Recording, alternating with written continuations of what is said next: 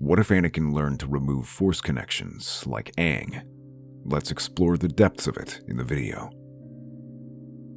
It's been a few weeks since his return to Mortis, and things have changed.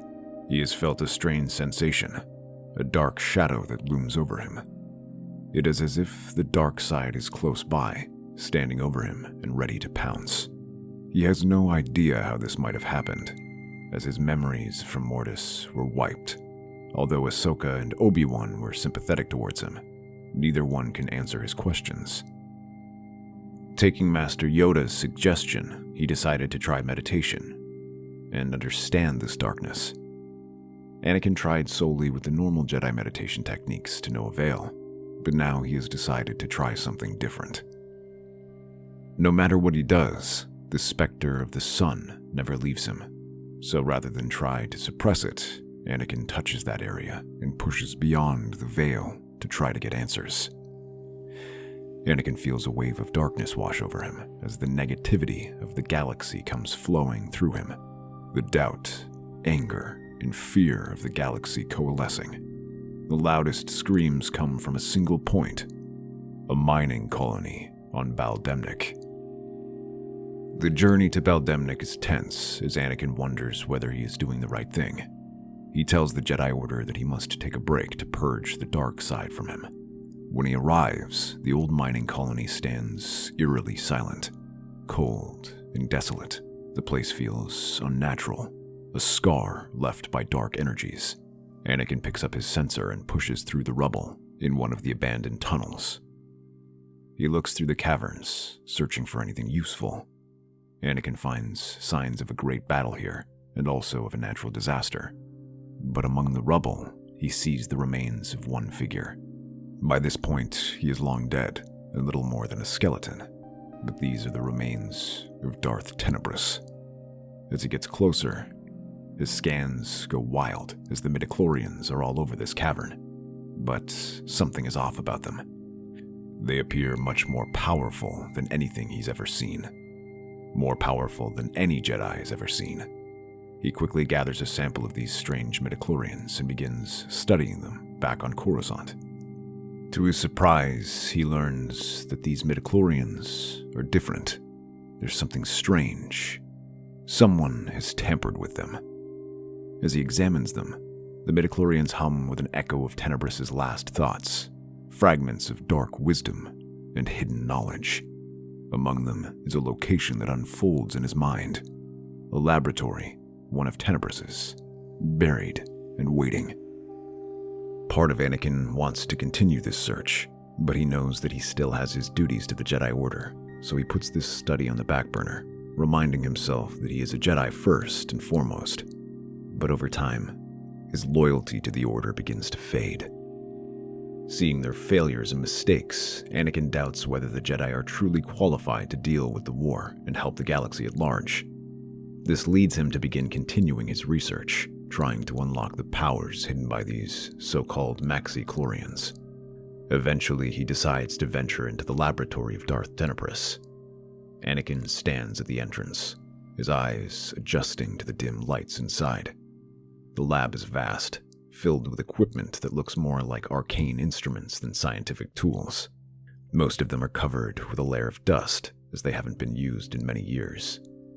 Moving carefully, Anakin steps deeper into the lab, scanning the shelves and tables piled with ancient datapads and tattered journals.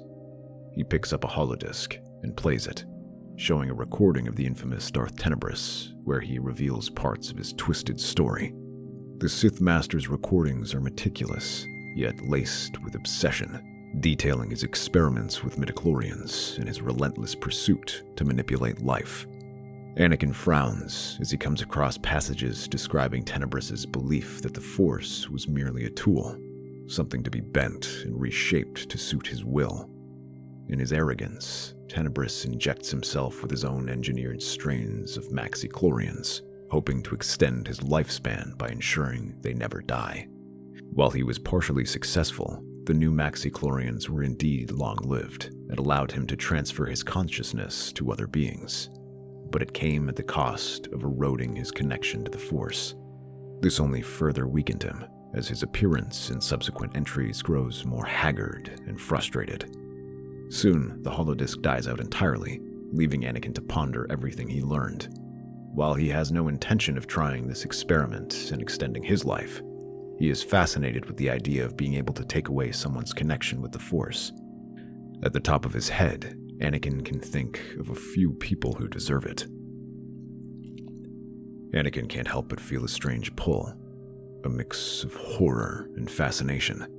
The idea of altering the Force itself, it's a forbidden concept, yet Tenebrous' research is brilliant in its own way, and Anakin begins to study it, poring over the research and data gathered over the years and taking it back with him to Coruscant as he continues his role in the Jedi Order. For someone with talents in engineering and science, Anakin can decipher many of these ideas that Tenebrous proposes in his research. He begins to reverse engineer the research, learning how to manipulate midichlorians, not how to make them live longer, but to alter them and even cut them off from the Force. As he begins this experiment, Anakin's loyalty to the Jedi continues to fade, as he sees more of their failures and watches more go over to the dark side.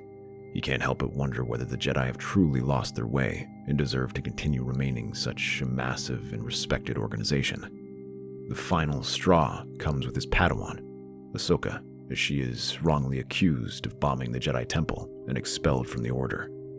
Anakin's investigation is all that saves Ahsoka from imprisonment, as he proves that it's Barriss, not Ahsoka, responsible for the Jedi bombing. While this does save her, it shatters Anakin's trust in the Jedi Order. Any guilt he still has towards his research vanishes, as Anakin no longer sees them as the guiding force behind understanding these things. If anything, Anakin now sees them as enemies who deserve to be experimented on in hopes of furthering his research. He already has the perfect test subject. Anakin slips into Coruscant's prison complex. The halls are dimly lit, and guards march by on patrol. He waits for them to leave and then slips past them as he makes his way deeper into the prison complex, searching for one particular person. He reaches the cell where Barriss Sophie is held, her silhouette barely visible through the barred door. Anakin feels a grim satisfaction seeing her there, but not as much as what he's about to do next. He then starts to open the door and steps inside, his shadow looming over her. Barriss stirs, her eyes widening as she recognizes him. Anakin, what are you doing here? Anakin says nothing. He steps closer, his eyes cold, calculating. Extending his hand, he grabs her and pulls her close. Barriss gasps and tries to resist his attack, pulling away. But Anakin holds her firm. Without a word, he grabs her by the throat and begins to squeeze her, knocking the fight out of her. Just as she's about to black out, Anakin drops her to the ground, but then presses his hands against her forehead, using the Force to touch her mind and feel for the midichlorians around her. He can sense them flowing within, strong despite her captivity. Tenebrous' research pulses in his mind. He knows how to alter it, to manipulate the Force within a person's very cells. Anakin, please. He reaches out, not physically, but through the Force, letting his will seep into her. He feels the midichlorians within her begin to shift, to bend under his influence even as she tries to resist his influence. It's as if he's found a thread within her, one he can pull, unraveling her connection to the Force bit by bit. She gasps, clutching her chest as her strength begins to wane, her connection slipping away like sand through her fingers. Anakin watches, fascinated, letting her bond to the Force weaken. It's a strange, thrilling sensation to hold that power, to sever someone's connection. Finally, he releases his grip, watching as Barriss collapses to the ground, her once sharp presence in the Force now hollow and empty. Why? This is justice, Barriss. You don't answer to the Jedi Code anymore, and neither do I. The success of this experiment surprises Anakin, as he's never expected it to work so well. Despite that, you can feel the power of his newfound ability, its potential limitlessness. But as he returns to his quarters, he feels a strange sensation over him. Anakin returns to his quarters, the echoes of his encounter with Barriss still fresh in his mind. The thrill of his newfound power lingers in his veins, intoxicating and potent. He never expected his experiment to work so perfectly, but it did. He felt her connection to the Force shatter beneath his grip. The realization makes his hands tremble, not with fear, but with excitement. Yet, as he stands in the silence of his quarters, a strange sensation washes over him. It's as if someone else is there, a presence coiling around his mind like a dark fog. He stiffens, scanning the room, his hand reflexively moving toward his lightsaber. But then he realizes the presence isn't outside him, it's within him. An eerie voice echoes in his mind, deep and smooth, filled with the very calm of someone who has seen countless ages pass. You're close, Anakin. So very close. Anakin's eyes widen, his breath catching. He recognizes the presence from his studies, from the flickering images in Tenebrous' journals. Darth Tenebrous. But that should be impossible. The Sith Lord was long dead, his remains buried and hollow. How? Anakin murmurs, bewildered, a tinge of unease creeping into his voice. Rather than remove the dark presence, it is now even more ever-present, constantly nudging him and fully revealing himself. I am with you now. When you studied my remains, some of my Maxichlorians found new life in you. Part of me is within you. I can show you what the Jedi never could. Who says I need guidance? You're an engineer of destiny, Anakin. As was I. The Jedi squander the Force, worshipping it blindly. But you and I see it for what it truly is. A tool. One that can be reshaped and redefined. I'm no Sith, and I'm not here to destroy the Jedi and fulfill whatever plans you have. I never sought to destroy the Jedi. That would be a waste of effort. No, I wished to render them obsolete. They cling to power without understanding it. With the knowledge I've given you, Anakin, we could leave them defenseless, empty shells. You've seen what they truly are, Anakin. Archaic, weak. A slow smile spreads across Anakin's face as he listens, understanding the purpose that lies ahead. The Jedi are no longer his allies. They are obsolete, relics to be dismantled. The power to do so is now within his grasp. He recalls how helpless they were before the Senate, becoming little more than glorified enforcers for the Republic's will. How they are willing to even turn on each other to stay in the Senate's good graces. Yes, I'll show the Jedi what true power looks like. Slowly, a strange occurrence begins to take place within the Jedi Order. Several Jedi find themselves ambushed and knocked out. When they wake up, they are horrified to discover that their powers are being cut off from the Force. At first, they think it is because some sort of poison, but when they go to the medical suite, they find nothing wrong with them.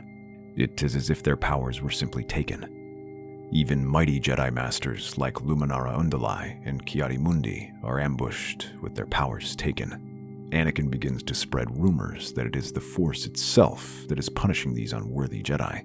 Although Mace Windu and Yoda try to keep the tension down, the rumors of the Jedi losing their powers soon fill the temple, leading to mass hysteria, especially among the younger Jedi. Here, Anakin is ready to present a guiding hand, acting as a mentor to those lost Jedi. He offers meditation to help them deal with this difficult time. Those who agree find themselves feeling the Dark Lord's presence within them. Tenebrous slowly whispers to their ears, filling their heads with lies. While he doesn't enter their minds like Anakin, he continues to slowly influence them, turning them against their fellow Jedi. Far from calming them, this sect grows even more radical and disillusioned with the Jedi, seeing their fall as tied with that of the Republic's. But when Anakin isn't working to corrupt these Jedi, he's continuing Darth Tenebrous' work, trying to learn the identity of Plagueis' apprentice to destroy him and ensure his line of the Sith will continue. Together, the two meditate and begin harnessing the power of their technology to identify the new Sith Lord. Thankfully, they are helped by Dooku's information. They know that the Sith Lord is a member of the Senate, so Tenebrous creates an algorithm that will help them identify him. Eventually, they discover that it is none other than Chancellor Palpatine. Anakin's disbelief fades quickly, replaced by a dark satisfaction. Palpatine, his friend, his trusted advisor, had been manipulating events all along. The betrayal burns, but Tenebrous urges him forward. Now, Anakin, patience is key. Let us learn what we can from him. With Tenebrous guiding him through the ancient Sith security codes, Anakin hacks into Palpatine's encrypted systems. Within hours, he uncovers shocking truths: Palpatine's plans for the clone army, records of the inhibitor chips, and the activation command hidden within. Order 66. He keeps all of this in his data rod as he confronts Palpatine in his private quarters. Anakin, to what do I owe this unexpected visit? I know everything, Darth Sidious. So, you've finally uncovered the truth, and here I thought you were the naive one. So, what do you intend to do? Well, for the sake of our old friendship, I offer you terms of surrender. Lay down your weapons and submit to what happens next, and I shall let you live. You will have to resign, of course, and renounce your position as Chancellor. But you can at least live. That will not happen. With a roar of fury, Palpatine lashes out, a red blade igniting. The clash is swift and brutal, the room filling with the sound of lightsabers meeting in deadly strikes. Palpatine's skill is honed by decades of dark mastery, and he refuses to back down. Instead, his lightsaber slashes in a fury of strikes. But Anakin meets this head-on. Guided by Tenebrous' voice, he parries each one and welcomes the dark energy. While this might be a distraction to most Jedi, it strengthens Anakin and pushes Palpatine's lightsaber down, letting it embed itself into his seat. Anakin takes this opportunity to punch him across the face. Acting quickly, Palpatine retracts his lightsaber and then activates it just as Anakin strikes again. He whirls and leaps back as his momentum is lost, allowing Anakin to take charge. His attacks are more aggressive and brutal, forcing Palpatine to be careful and to remain out of reach from his attacks. He growls and tries to block Anakin's attacks and counterattack, but Anakin somehow flicks his wrist and sends Palpatine's lightsaber aside. He points it at his throat, but Palpatine sends lightning forking out at him. While this would normally take a Jedi off guard entirely, all it does is stop Anakin momentarily. The follow-up attacks become increasingly ineffective as Anakin bears down at him again, denying Palpatine a chance to grab his lightsaber. Desperately, Palpatine reaches for his comlink and tries to order his clones here. Activate Order 66! Anakin raises his comlink and smirks. Override commands. Your hold over the clones is broken. Realizing he's been outmaneuvered, Palpatine's desperation turns to panic. Anakin seizes this opportunity, channeling his new mastered technique. He reaches into Palpatine's very essence, feeling the pulsating core of midichlorians that connect the Sith Lord to the Force. With deliberate focus, he begins to sever that bond. The surprise sends Palpatine to his knees. He screams and shakes his head. Though he puts up more of a fight, Anakin smiles and presses deeper, severing each bond one at a time as he begins to truly feel his age. He crawls desperately, reduced to a frail, powerless shell. With Palpatine defeated, Anakin heads to the Senate, presenting all the evidence before them, detailing Palpatine's corruption and the manipulation that nearly tore the Republic apart. Shock and outrage ripple through the Senate at the extent of Palpatine's betrayal. Meanwhile, the Chancellor simply stands there, a husk of who he was, as the trauma of the recent attack shakes him to his very core. He barely even raises a word to defend himself. This allows the Senate to vote overwhelmingly to arrest him, giving him life imprisonment. But that isn't where Anakin stops. Instead, he continues to bring up the other issues of the Jedi, who had almost entirely gone along with the Chancellor's wishes. He points out how the Jedi have become weak and easily manipulated. While these aren't new talking points in the Senate, the fact that a Jedi of all people is condemning them is enough to send shockwaves. He insists that the Jedi must be disbanded and promises that he can accomplish it. Although surprised, the Senate is eager to see what Anakin can do. They approve of this plan and give him the powers to deal with the Jedi however he sees fit. Anakin summons his Jedi supporters with the order and demands their surrender. To reinforce them, they also summoned the clones, whose inhibitor chips are now programmed to obey Anakin. They order them to help arrest the Jedi for decommissioning. When Yoda wakes up the next morning, he finds the temple surrounded by several clone legions, with the rebel Jedi holed up in the council chambers. Their demands are clear: unconditional surrender. Many Jedi urge him to fight, including Mace Windu.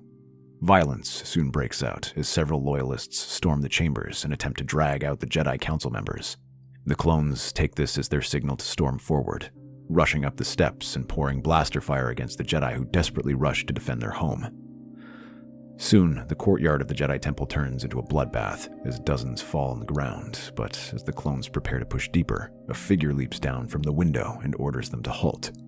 He raises his hands, announcing that he and the Jedi will cooperate if the clones stand down. Minutes later, the once proud Jedi Order is marched out in chains as the clones escort them to face Anakin. Like with Palpatine and several of their comrades before, Anakin begins to remove their ability to connect with the Force. In a matter of weeks, thousands of Jedi lose this ability. But as Anakin busies himself, Obi-Wan sends a secret message to the one person who can stop him. Anakin returns to his private quarters after a long day of work. It has taken weeks, but at long last, he is nearly done purging the Jedi. Only a few remain, those in hiding or the frontiers. But Yoda and Mace and others have had their connection with the Force severed. Inside him, Darth Tenebris is celebrating. At long last, the Jedi have been rendered obsolete, but Anakin's focus is elsewhere. From the corner of his eyes, he spots movement and turns slowly. Ahsoka. Anakin, what have you done? You're destroying the Order. Everything we fought for. I did it for you, Ahsoka. The Jedi didn't deserve you. They betrayed you, just like they betrayed the Republic. So I made them pay. This isn't what I wanted, Anakin. I left because I believed in something more. Not this. You've become worse than them. For a moment, his resolve falters, the flicker of the old Anakin resurfacing. But Tenebris's dark presence pulses within him. You'll understand eventually, Ahsoka. I'm saving us all from the Jedi's weakness. I need to know if you're with me. I won't let you do this, Anakin. I can't. Suddenly, she feels a surge of heat as Anakin's lightsaber rushes at her. Fueled by Tenebris's strength, she barely manages to avoid the move and draws her own lightsabers. When their blades meet again, she is ready and turns it into a flurry of quick thrusts and cuts. She flips out of the way and avoids Anakin's vicious downward slash. She swings her lightsaber on both sides, but Anakin twists out of the way and kicks her. Growling, Ahsoka rushes forward, swinging one lightsaber back and forth in a quick set of slashes, but withdraws as Anakin comes near. Anakin continues to advance, but he isn't at his peak form. After days of fighting against other Jedi to block their powers, he is exhausted and his attacks begin to slow. When his next swing comes crashing down, Ahsoka is waiting and raises both lightsabers to block his attack. She then whirls and kicks his leg, sending Anakin tumbling to the side. As she approaches, Anakin turns to her, eyes burning yellow as he hurls some chairs her way. Ahsoka advances slowly, redirecting them until she is a few feet away, and slashes the last chair, sending splinters flying in all directions. She follows up and kicks Anakin hard in the face, sending him stumbling. But as he falls, Anakin pulls Ahsoka forward and slams her against the wall. She glances back and rolls aside just as Anakin's lightsaber plunges into the wall. Ahsoka tries to stab down, but Anakin's hand pulls away and slugs her across the face. He grabs his lightsaber and yanks it out before swinging at her again. Stop this, Anakin. You're not yourself. This isn't who you are. I am who I need to be. Then, I'm sorry. She raises her lightsaber and prepares to stab it down, But Anakin suddenly catches her arm and twists it away violently, causing her to yelp. His other hand grabs hold of her face, and he begins channeling the Force to begin severing her connection. She gasps out, trying to fight off his attacks, but his presence is overwhelming. Backed up by Darth Tenebris, it is like facing a tidal wave, and Ahsoka finds herself struggling to resist. Please, you're better than this. You're still my friend, Anakin. I know you're in there. Anakin hesitates, the weight of her words seeping through his exhaustion. For a moment, the darkness in his gaze lessens, but Tenebris's voice rises in his mind, clawing for control, whispering, You don't need her. She's holding you back. You have power now. Don't let her take it from you. Ahsoka, I can't. You're no one's slave. You never let anyone tell you what to do. Don't start now. She screams in pain. A surge of power rushes through her as Anakin's Force abilities slink deeper within her. The sound of her screams seemed to crack Tenebris's defenses as Anakin meets her gaze and the pressure weakens. He screams as Tenebris roars inside her. Like it or not, the two of them are now one, and Anakin cannot fully control himself. Glancing to his side, Anakin throws himself backward, letting himself stumble out to the balcony. Ahsoka's eyes widen as she chases after him, while Tenebris roars for him to stop. But it's too late. With the ghost of a smile, Anakin throws himself off the ledge. Ahsoka looks over to see Anakin disappearing below. Anakin's death would eventually be ruled a suicide. This left an unprecedented opportunity to pressure the Republic. Without Palpatine, Dooku now had an opportunity to press his claims. He demanded the Republic accept all his terms and give him effective control of the Outer Rim. With the Jedi gone and the Senate in chaos, they had no choice but to accept. The Jedi face an equally humbling experience. Anakin wiped out nearly the entire Jedi Order, with Ahsoka and a handful of other Jedi being left. The Senate's support of Anakin's plans also left them deeply distrustful. But with that humiliation came an opportunity to learn. With their powers cut off, many Jedi could no longer see themselves as moral guardians of the galaxy. Now they were forced to learn about the experiences of the average citizens. At the head of this new order was Ahsoka, who began to place more pressure on the Republic to lead its reform after its recent setbacks. But as they begin to rebuild themselves, Ahsoka began searching for recruits. The first of these came in the form of Anakin's children. That's our theory. The Star Wars universe is a galaxy filled with exciting stories and possibilities, and we love exploring them. If you want to accompany us on this journey to a galaxy far, far away, then please like, share, and subscribe to our channel.